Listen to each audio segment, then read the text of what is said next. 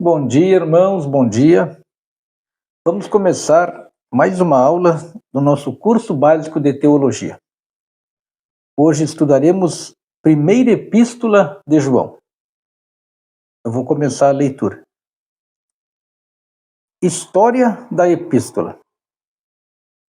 João, discípulo amado, era filho de Zebedeu, o pescador, e Salomé. Era Galileu, irmão de Tiago. Segundo parece, mais jovem que o irmão. A princípio, João era um homem irado, tanto que queria vingar-se dos samaritanos. Foi chamado pelo Senhor Jesus de Filho do Trovão. Porém, após o Pentecostes, o apóstolo ficou conhecido por sua característica de amar. João é o irmão de Tiago, e juntamente com Pedro, integraram o círculo íntimo do Senhor Jesus. Em muitos momentos, na última metade do ministério de Jesus, os três discípulos destacaram-se num relacionamento mais íntimo com Jesus, mais do que os outros. Pedro e João foram os únicos a seguirem Jesus até o seu julgamento. Porém, só João o acompanhou até Golgotá. Foram Pedro e João que correram até o sepulcro no primeiro dia da semana, a manhã da Páscoa. João era uma das colunas da igreja primitiva. Somente no livro do Atos dos Apóstolos é mencionado 9 vezes. A última referência feita a João nas Escrituras é no livro de Apocalipse. Como um profeta do Senhor, que recebeu visões da parte de Deus. Boa parte dos estudiosos concordam que o autor do quarto evangelho é o mesmo autor desta epístola. Policarpo, que conheceu o apóstolo João, usava-a bem. Como Papias e Irineu, que conheceu Policarpo, usaram amplamente a epístola, reputando-a como escrito joaniano. O historiador Eusébio coloca a primeira epístola de João entre os chamados livros reconhecidos. Desde o século II, a Igreja tem dado testemunho da conexão entre esta epístola e o quarto evangelho.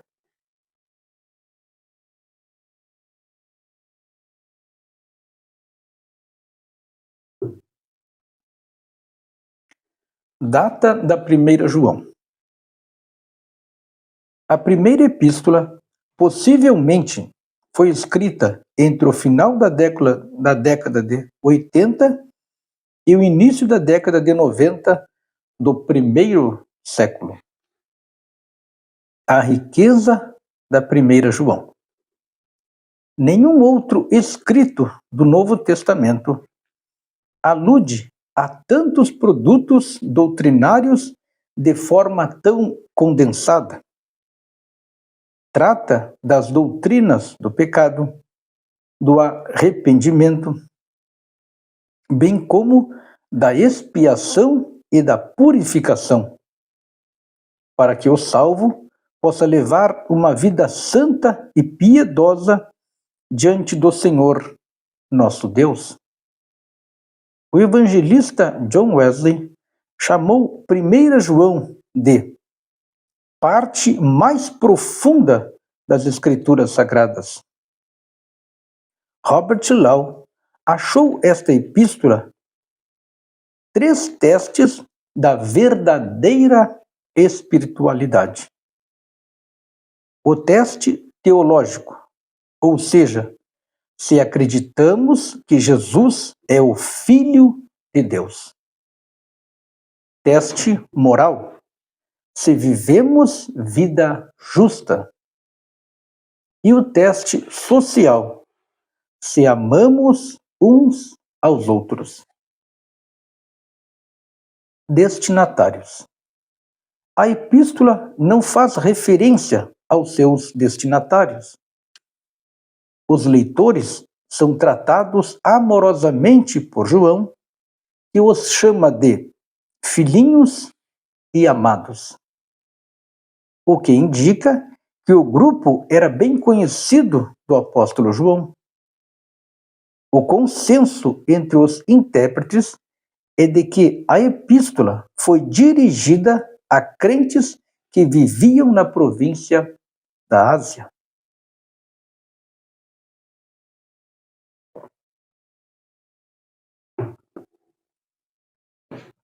Gênero literário. Donald Carson diz que à semelhança de Hebreus, 1 João não exibe nenhuma das características que formalmente acompanham as instruções das cartas escritas em grego no primeiro século. Essa carta pode ser entendida como um sermão. A epístola tem todas as marcas do cuidado pastoral. Suas distinções não repousam no gênero literário, nem mesmo no arranjo do conteúdo, mas no amor cuidadoso de um pastor. O tempo da primeira João. Essa epístola foi escrita numa época conturbada. O gnosticismo surgiu com muita força, ameaçando abalar a fé de muitas pessoas na igreja. Embalados pela falsa crença de que tudo que é material e físico é eminentemente mal.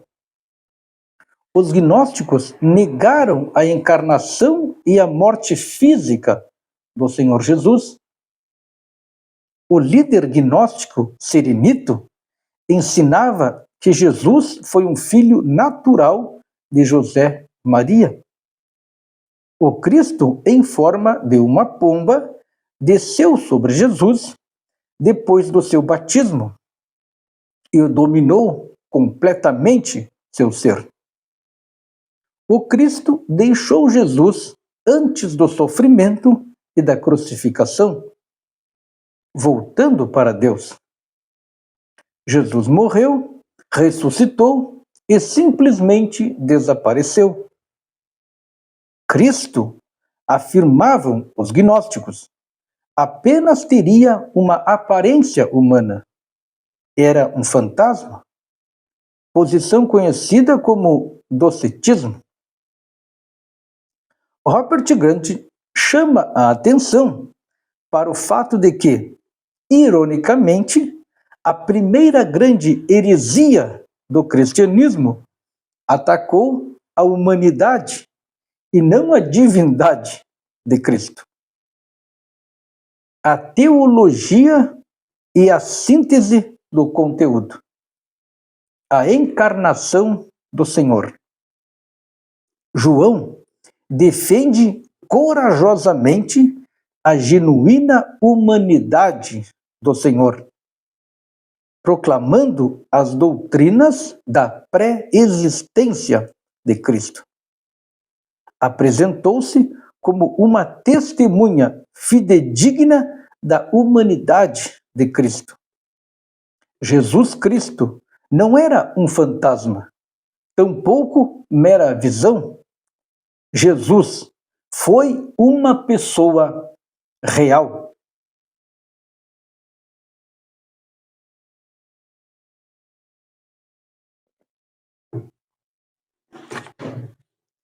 As condições para a comunhão com Deus. João anuncia que seu objetivo e de seus leitores, João anuncia que seu objetivo era que seus leitores entrassem em comunhão com Deus. João lançou as bases para essa comunhão, ancorando na existência de Deus. Deus é luz. Neste contexto, pode significar um atributo de Deus que está além da compreensão humana. A Bíblia diz que Deus habita em luz inacessível. Deus se veste de luz. Um dos nomes de Deus é Pai de luzes. As vestes do Senhor Jesus, na transfiguração, tornaram-se resplandecentes e sobremodo brancas. Tanto no Evangelho quanto nesta epístola, o termo luz está em contraste com trevas. O grande propósito da autorrevelação de Deus é que as trevas sejam dissipadas pela luz. O novo mandamento. João salienta o amor como insígnia do verdadeiro cristianismo. Entretanto, o crente deve amar as pessoas e não o mundo. A seguir, fala do novo mandamento. Novo porque, a exemplo de Cristo, trouxe um novo sentido e um alcance mais amplo. Quem não ama seu próximo vive nas trevas e não há luz nele.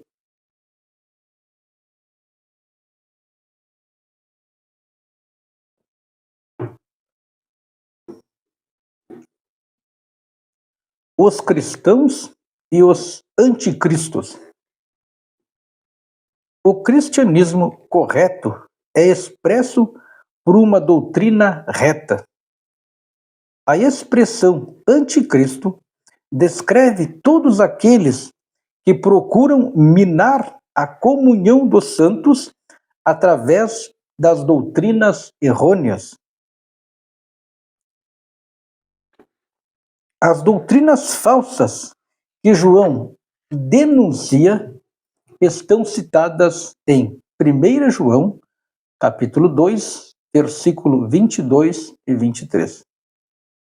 João exorta os crentes a permanecerem firmes diante do ensino pernicioso dos anticristos. Em primeiro lugar, porque possuem a unção do Espírito Santo, o que lhes capacita a discernir as coisas espirituais. Também por causa do compromisso que assumiram com Cristo. E por último, por causa da comunhão que têm com o Senhor. Os filhos de Deus e os filhos do diabo. Mais uma vez, o apóstolo do amor salienta a importância de um proceder digno, como, mais uma vez, o apóstolo do amor salienta a importância de um proceder digno, como testemunho vivo da fé em Jesus. Quem nasce de Deus tem o privilégio de viver como membro da família de Deus. Através de um viver santo, os crentes confirmam sua filiação. João também afirma que aqueles que pecam por hábito não nasceram de Deus. Não se trata de impecabilidade, mas sim de que o crente nascido de novo não viva na prática do pecado. Prova do amor. Harley diz que a nota genuína desta epístola é o amor. João afirma que o amor genuíno não deve somente ser verbalizado, mas demonstrado, e que o amor é a prova que passamos da morte para a vida.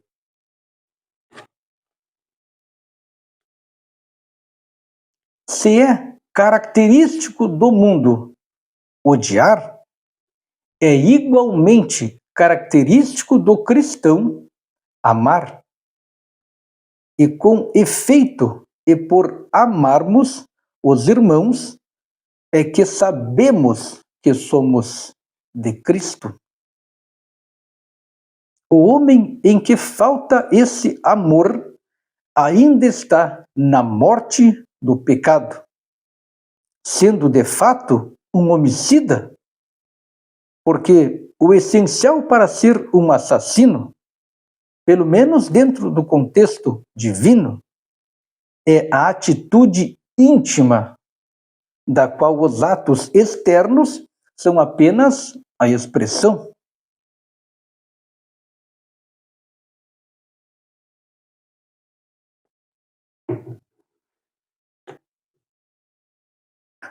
O espírito da verdade e o espírito do erro.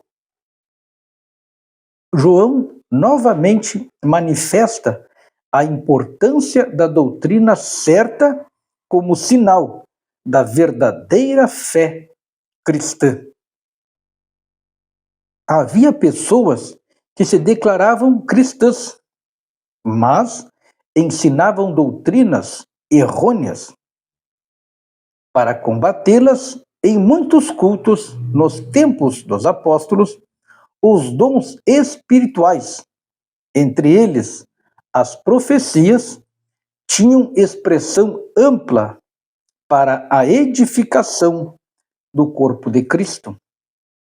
Entretanto, havia também falsos profetas que distorciam a mensagem de Deus. João instrui seus leitores a avaliar o conteúdo das mensagens proféticas de acordo com a verdadeira doutrina. Aqui, quando ele fala verdadeira doutrina, é a verdadeira palavra de Deus. Aqui já está escrita. O amor de Deus. João convoca seus leitores a amar de verdade, pois o amor tem sua fonte no amor próprio de Deus. O amor faz parte da essência de Deus. Ele é o amor personificado. O grande amor com que somos amados por Deus deve nos constranger a amar-nos uns aos outros. O apóstolo continua ensinando que não basta apenas saber que Deus é amor. Precisamos diariamente expressar amor. Assim, o crente habitará na presença do Senhor. Quem ama a Deus, ama também o seu irmão. A certeza da vida eterna. João esclarece que os que creem em Cristo, que Cristo é o Messias, são aqueles que vencem este mundo. A fé em Cristo está bem alicerçada. A vida eterna só pode ser obtida através de Cristo. O apóstolo escreveu esta epístola para levar os leitores à certeza da vida eterna.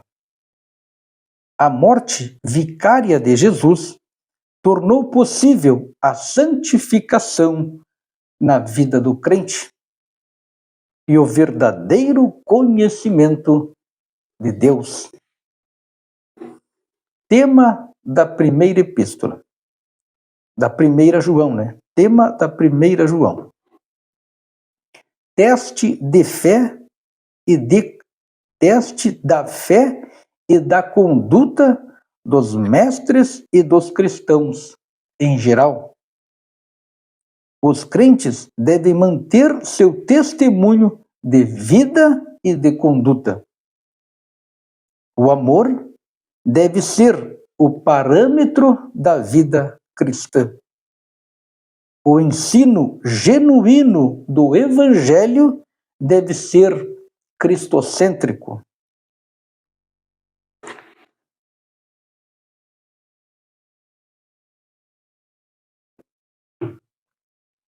Muito bem. Terminamos a leitura. Agora vamos aos exercícios de fixação. Marque V para verdadeiro e F para falso. Vamos começar a primeira. Primeira questão. Harley diz que a nota genuína de 1 João é o amor? E a primeira, vamos marcar V, é verdadeiro. Questão 2, a segunda questão. Segundo a epístola, para o cristão, basta apenas saber que Deus é amor? E a segunda questão, vamos marcar F, é falsa. Terceira questão, um dos nomes de Deus em 1 João é Pai das luzes? A terceira, vamos marcar V, é verdadeira. Questão 4, João era uma das colunas da igreja primitiva? A questão 4, vamos marcar V, é verdadeira. Questão 5. João e o irmão Tiago, juntamente com Pedro, integraram o círculo íntimo do Senhor? A questão 5, marque V, verdadeira. Muito bem, agora vamos à segunda parte dos exercícios, que é sublinhe a resposta correta. Primeiro, o líder gnóstico, Cirenito ou Apolo, ensinava que Jesus era filho natural de José e Maria? Aqui nós vamos sublinhar o nome Cirenito, tá? Então o correto é o líder gnóstico Cirenito ensinava que Jesus era filho natural de José e Maria. Segunda questão, 1 João pode ser entendida como sermão ou poesia? 2 João, aqui vocês vão sublinhar a palavra sermão, tá? Então o correto vai ficar 1 João pode ser entendida como sermão. A questão 3, João defende corajosamente a genuína humanidade ou deidade do Senhor. Aqui nós vamos sublinhar o nome o nome humanidade. O nome humanidade. Então a terceira correto é João defende corajosamente a genuína humanidade do Senhor. Questão 4. Os fariseus ou os gnósticos afirmavam que Cristo apenas teria aparência humana? A questão 4 nós vamos sublinhar o nome gnósticos, tá? Ou então questão 4. Os gnósticos afirmavam que que Cristo apenas teria aparência humana. Questão 5, última questão, João foi chamado pelo Senhor Jesus de voz que clama pelo deserto ou filho do trovão? Aqui nós vamos sublinhar a palavra filho do trovão. João foi chamado pelo Senhor Jesus de filho do trovão. Bom, terminamos a aula de hoje. Deus abençoe a todos e até o próximo encontro. Amém.